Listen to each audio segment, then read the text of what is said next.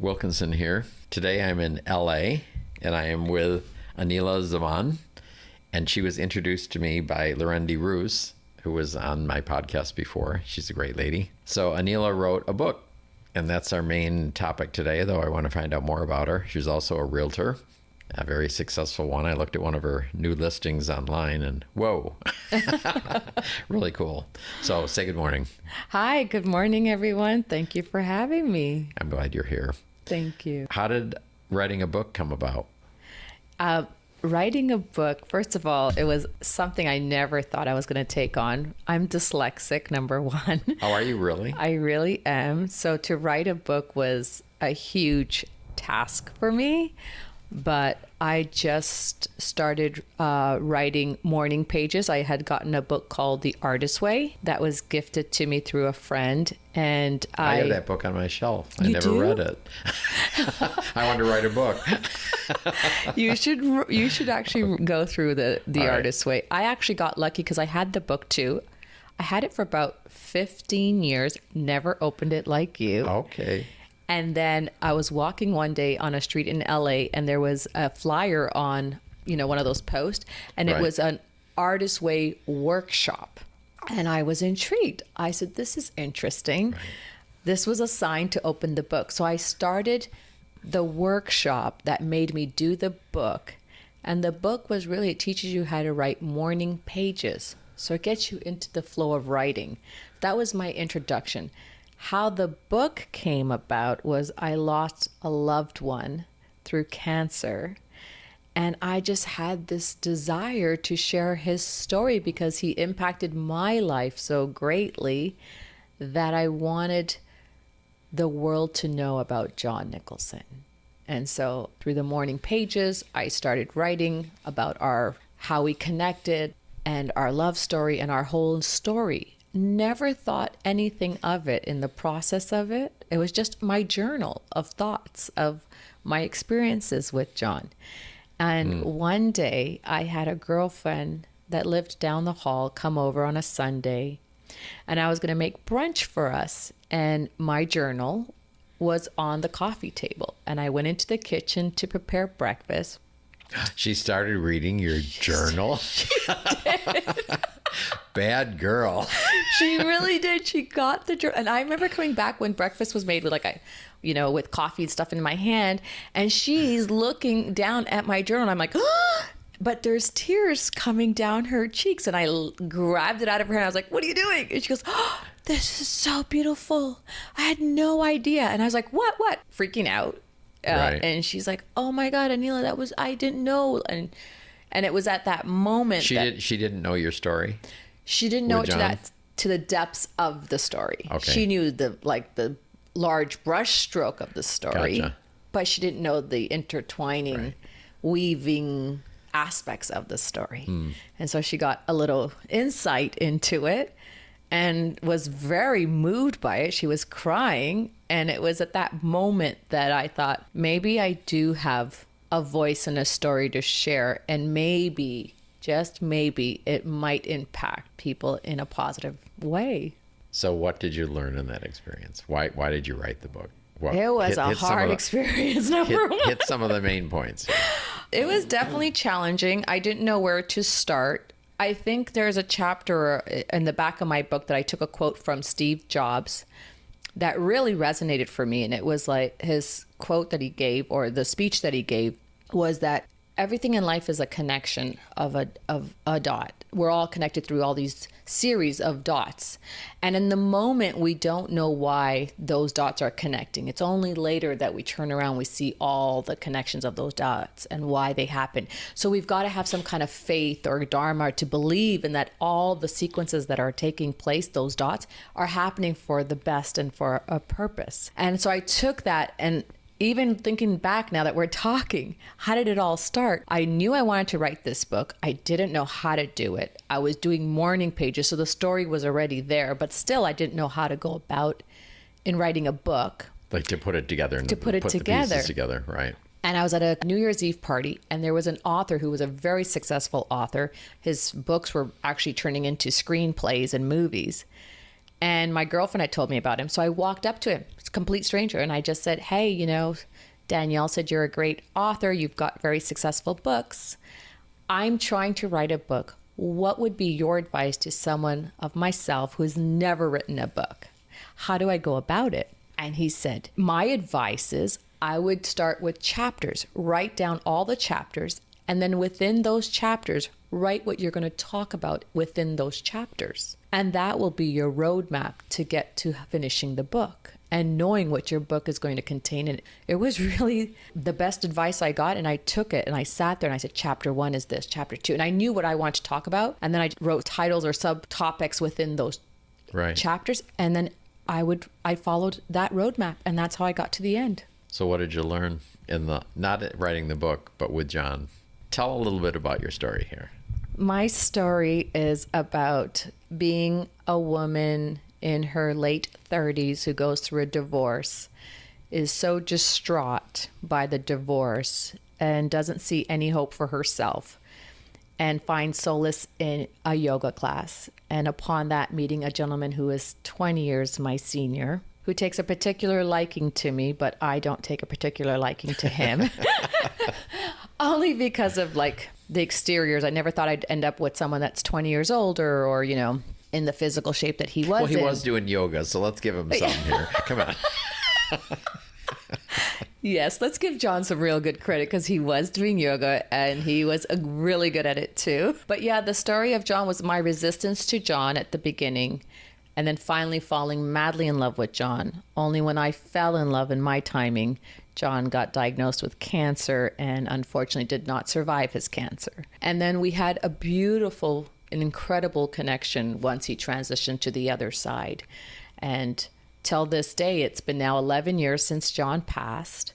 And till today, I still have connections with John that are so evident to me without a shadow of a doubt that is still John's presence, his spirit, his soul that still is here with me today, guiding me, leading me, sending me ways that I'm supposed to go. I just usually smile and go, oh, and I always say, thanks, John, I love you. Because I know there is a connection. Now, were you just together? Did you eventually get married or what? No, our hopes were to get married and have children. But when he was diagnosed with cancer, he proposed to me. He said, I'm going to beat this. We're going to get married. We're going to have children. We were told that he would be sterile through the chemo process. And the doctors had said, do you guys want to have children? We both said yes. So we did have his semen stored in hopes that once he recovered from cancer, we would have viable semen to use to impregnate. But we never got to that stage, unfortunately. Or I didn't get to that stage with John.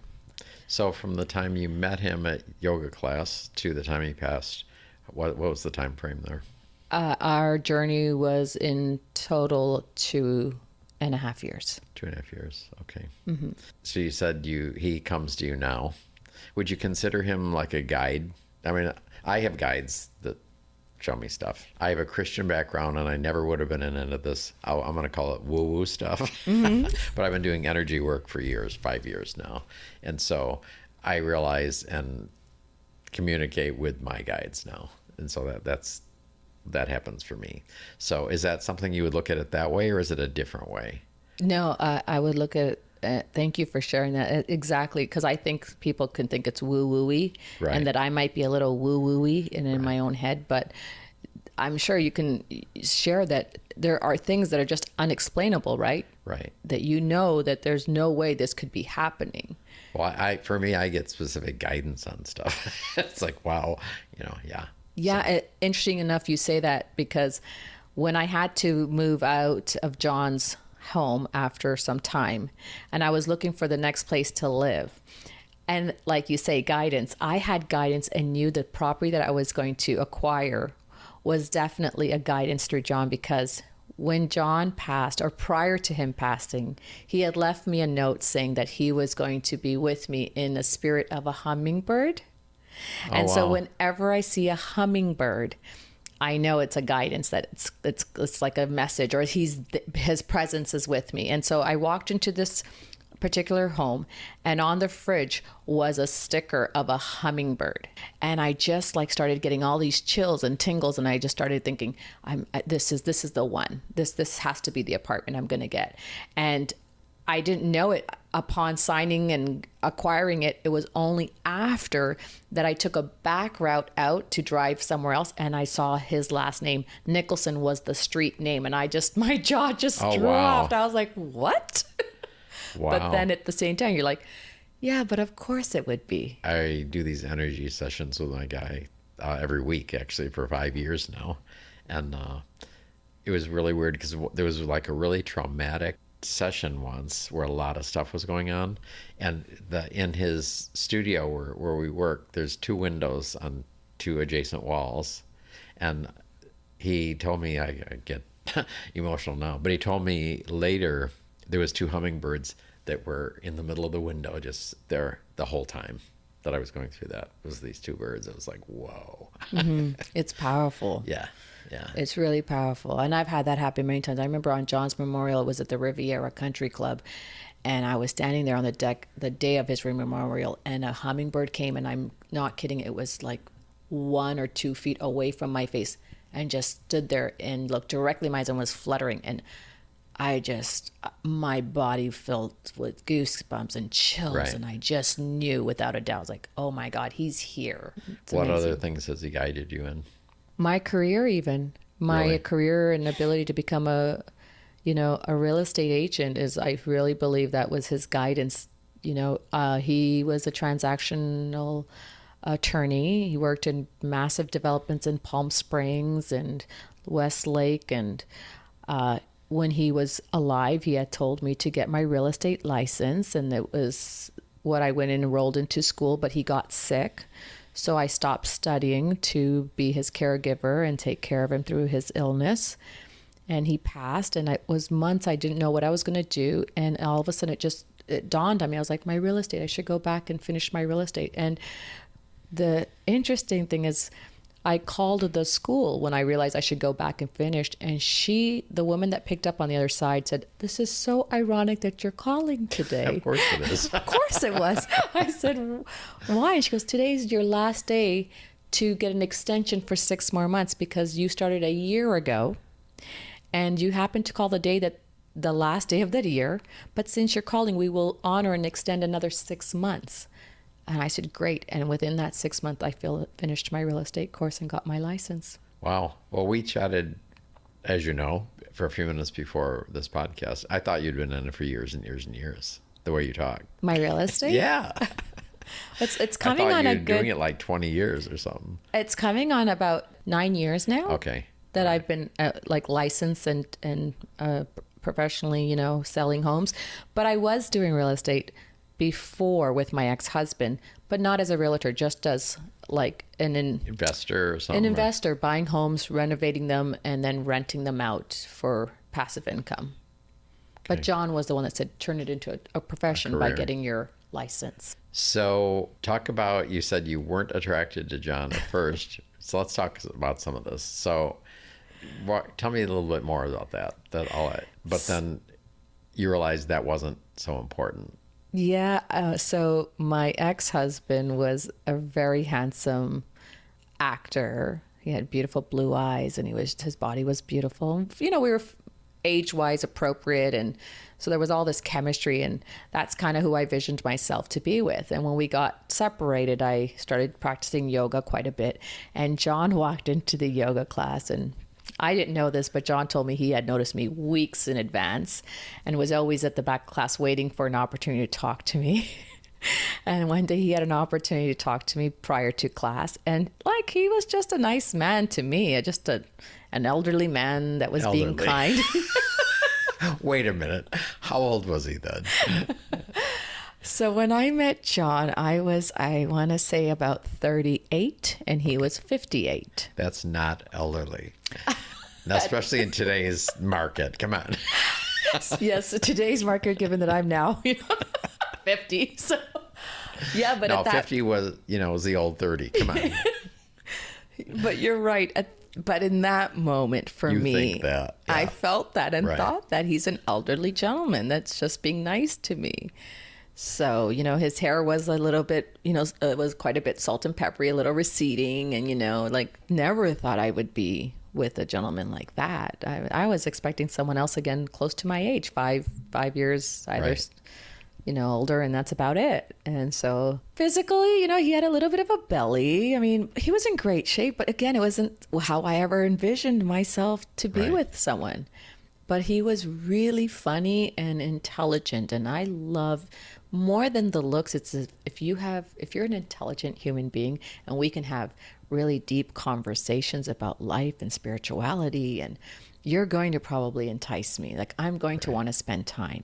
Right. And I think for me, knowing who I am today, it's about that. It's about time and knowledge that draws me into someone. So I will probably sit with someone, not feel the attraction, but I can gain attraction over time just through our conversations. And that's what John did. John opened my world up. He showed me, you know, I had never been to LACMA in my 15 years or 12 years of living in LA at that time. And he took me to LACMA, and he took me to jazz concerts and plays and the Gaffin Theater House. And my world just started opening up so differently with John. He was so worldly and intelligent, and slowly the onion layer started to peel. Like he became more attractive in my eyes.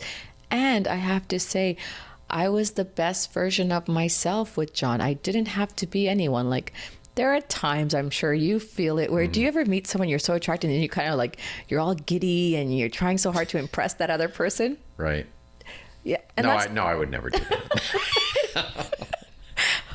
I can say I've done that in the past. Like I want someone to like me, so I'll just go above and beyond of being whatever, not the real me. With John, I didn't have to put on any of that. Like I was just, this is Aneela. This is how I talk. This is how I dress. I don't wear any makeup sometimes.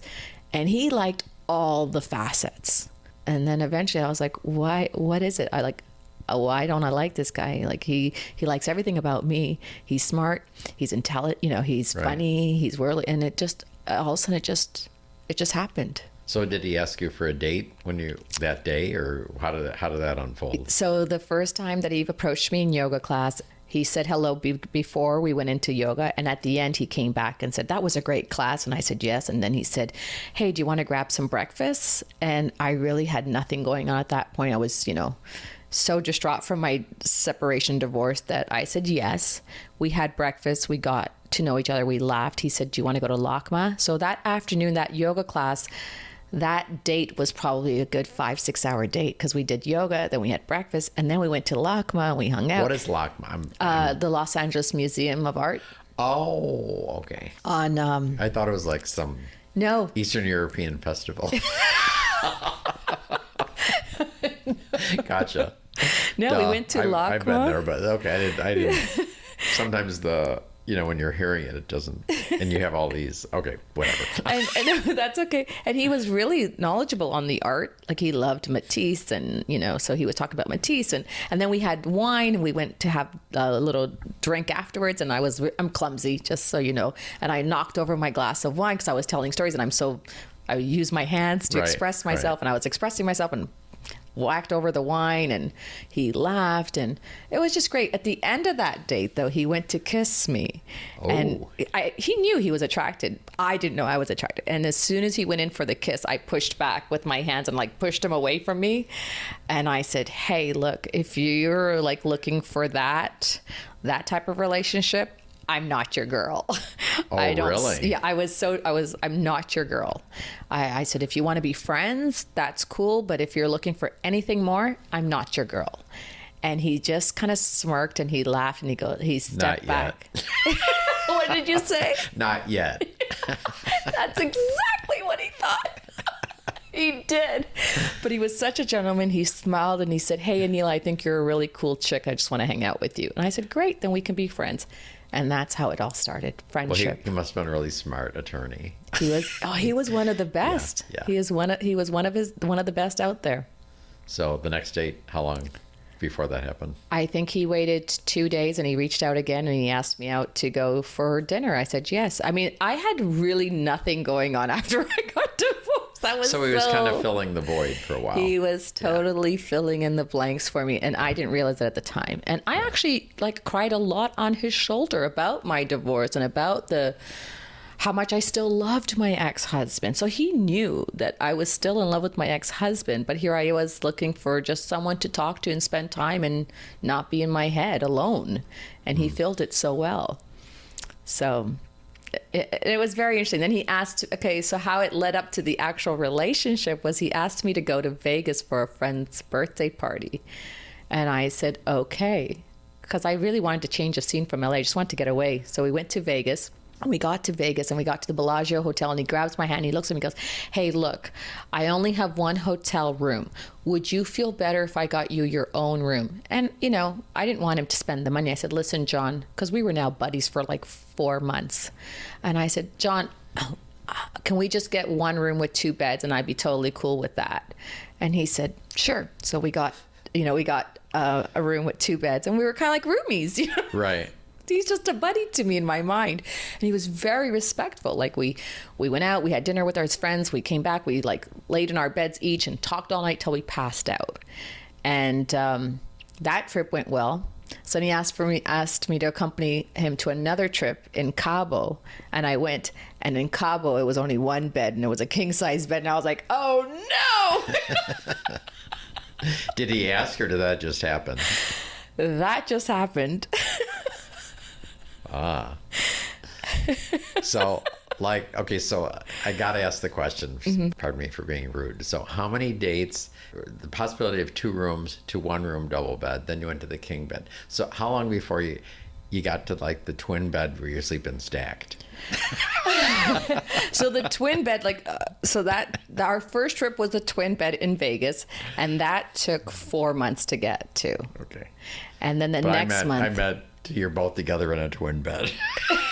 Oh, no. On the king bed in Cabo is when we consummated the relationship. But the consummation of the relationship was not what I wanted to do. It was almost pressured onto me because of a joke that was made that afternoon by his buddy who had invited us to Cabo.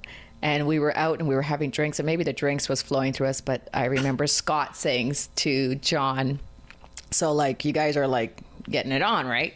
And I was offended. I was like, what? No, we're just friends. We're just friends.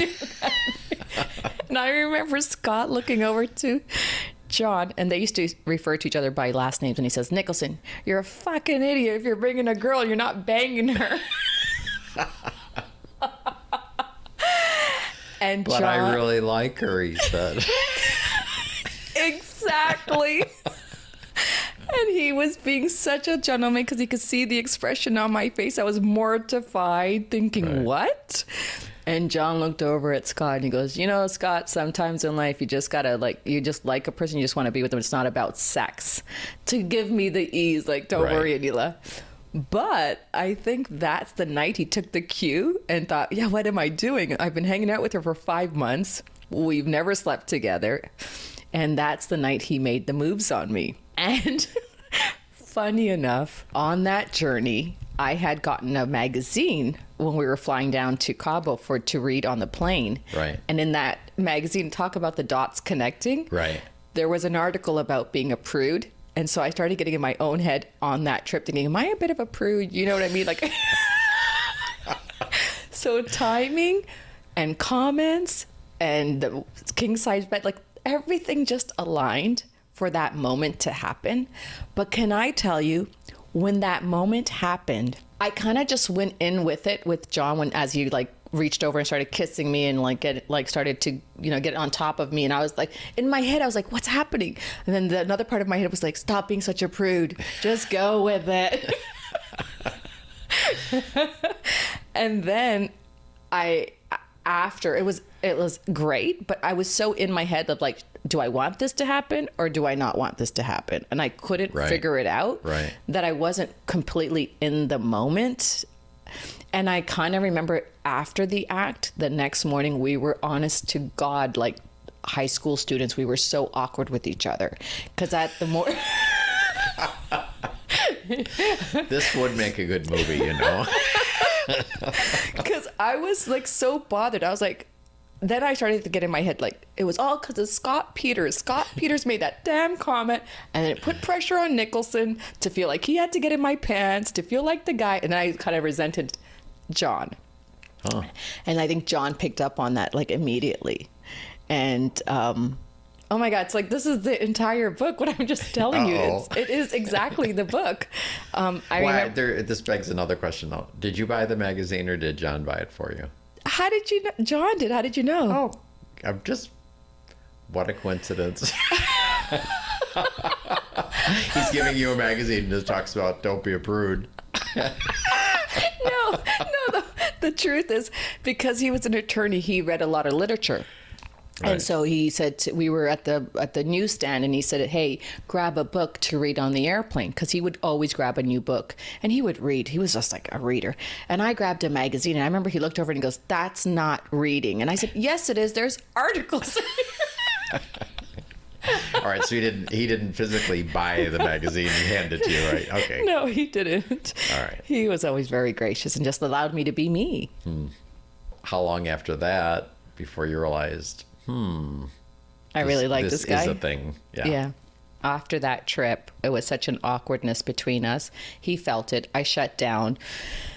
I avoided him, and he said, we need to talk. And so we did. And I remember, he said, what's wrong? And I said, I did not want to go there with you. I did not want to have sex with you. I feel like we broke our friendship. I just want to be friends with you. What part of that do you not understand? And I think I really hurt him in that moment, because I could see his facial expression change too. And he took a beat and he processed what I said, and then he smiled. And I thought, what is he smiling about, this guy? Right. And it was because in that moment, I think he knew exactly how he was going to play me on the chessboard. What? Yeah, because I said, what are you smiling about? And he said, oh, nothing. And I said, no, you're smiling. He goes, I just know some things you don't. And I said, whatever, John. And I got in my car and I said, I've got to go home with some attitude. I was a little sassy. I was a little sassy. And I got in my car and I drove away. And he didn't call me.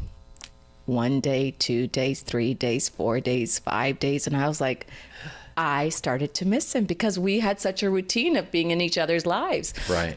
And he didn't call, but he would text, hope you're having a great day. Really short.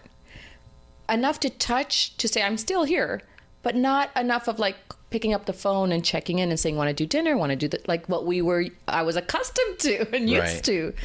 And in that moment, I missed him so much, because there was this void now. So I reached out and called him, and he didn't pick up. And I left a message, and I said, hey, I haven't heard from you. I miss you. And then all of a sudden I realized, what did I just say? I missed you. What's happening here? Uh-oh. And he ended up returning the call and said, hey, sorry, I've been so busy. I'm working on a really big case. Miss you too. I'd love to see you. What are you doing on Friday night?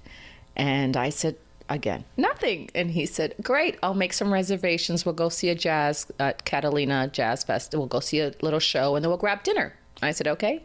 We went into the show. We had some great Merlot, and the wine was buzzing through me, and the night was over, and we walked to his car, and he put on his car, and You Must Be My Lucky Star by Madonna came blaring on.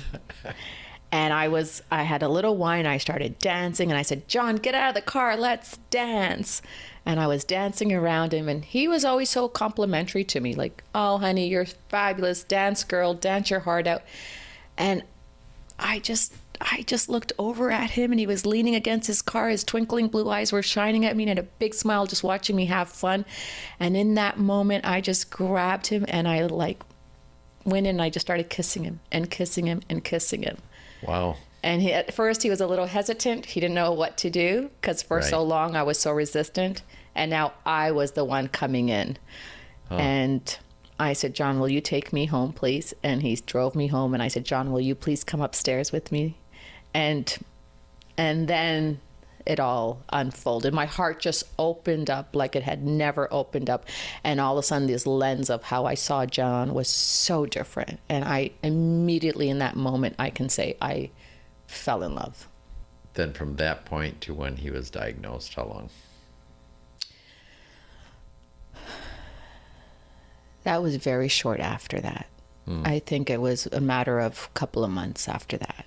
I opened my heart, fell madly in love, and then we went on a vacation, and he had pulled a muscle, and the muscle, that ache from that muscle pull was the beginning of it. We didn't know he had cancer. I think I admitted my love for him in October. By February, he started to feel extreme pain. March, April, May, June, July, on my birthday, he got diagnosed.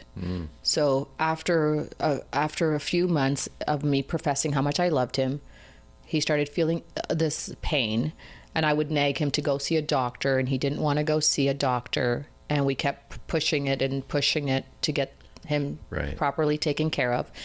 And when we finally got him to the doctors, when he finally went to see it, that's when they were diagnosed that he had cancer. And then from the time that he got diagnosed, which was August, he passed in December. So once we found out that he had it, it just went really fast.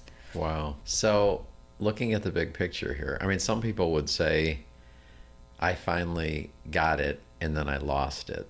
So the universe was toying with me. You gave it to me and then you yanked it away. What do you do with that? Or what are your thoughts on that? Yeah, I did feel like that at the end. I cried a lot because I was like, and a part of me, I thought, am I being punished because I didn't see this incredible human being when I was first given this gift? And I'm only recognizing the gift now that the gift has been taken away from me. Right. So I struggled with that for a long time too. And I think that was partially why I wrote the book, because it was a gift. And I wanted people to see that when it comes, maybe we recognize it in our own insecurities and hang-ups can sometimes hold us back from what could be the best thing that comes in our life. But don't you think it took the process for you to realize that? It's not like at yoga you weren't at the point in your life where you could say, wow, whoa, here's John. It wouldn't have happened at that point. Yeah, and then cutting to now, it's been 11 years since John passed. And every experience that I've had, I can probably say I see it in a different lens now because of the experience I had. So you have more of an open heart walking into a possibility. Yes. Gotcha. Yes. And I really do. And I've done a lot of healings with the Joe Dispenzas and reading the logic and theory behind their teachings. And I really, in my heart, without a doubt, believe that everything that happens in our life is happening for us. So I believe I had to. And not to us. Yeah, not to us. Right. I believe I can sit here today and have this conversation with you because of the experience I went through. I would not have this moment with you even. This is another dot of connection. Exactly. But I wouldn't have that had I not gone through what I did with John. Well, I would love to keep talking all day, but we want people to go buy the book, right? We would love if people went in. So in our episode notes, we're going to put the connection. They can easily get it on Amazon. It's a good deal. Yes. And I told you I ordered one. Normally I'll read a book before I interview someone, but as I was driving to LA, I got the email on my phone saying, "Oh, your book was just dropped off." So, but I'll enjoy it. I think a little different perspective being able to read it now when I go back. Thank you so much for coming in. Thank you so much for having me. This is really fun. You're a really fun lady. Oh, thank you. I really enjoyed our time. Okay. Thanks again. Thank you.